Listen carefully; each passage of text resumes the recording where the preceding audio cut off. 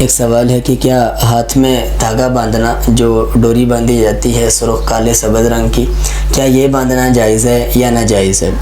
دیکھیں، اگر تو کسی ایسے عامل سے اس کا دم کروایا ہے کہ جس نے اس کے اوپر شرکیہ کلمات پڑھے ہوں، یا جس نے جنات سے مدد مانگی ہو، یا کوئی بھی ایسا الٹا کام کیا ہو، تو بالکل اس کو پہننا جائز نہیں ہے۔ یہ بالکل صاف صاف بات ہے، اس کو پہننا بالکل جائز نہیں۔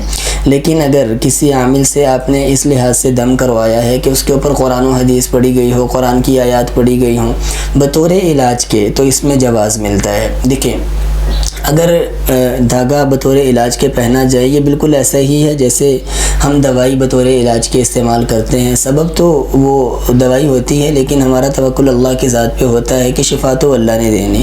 جو کام دوائی کرتی ہے وہی کام پھر دھاگا کرتا ہے، کہ اگر ہم اس لحاظ سے پہن لیں کہ اس پر قرآن و حدیث پڑھی ہے بطور علاج کے، تو وہ پہننے کے لیے شریعت میں گنجائش ہے۔ لیکن اگر بطور فیشن کے پہن لیا، یا ویسے ہی کسی کالے علم کا اس کے اوپر اثر کروا کے پہن لیا، تو بالکل نامناسب بات ہے، بالکل جائز نہیں ہے۔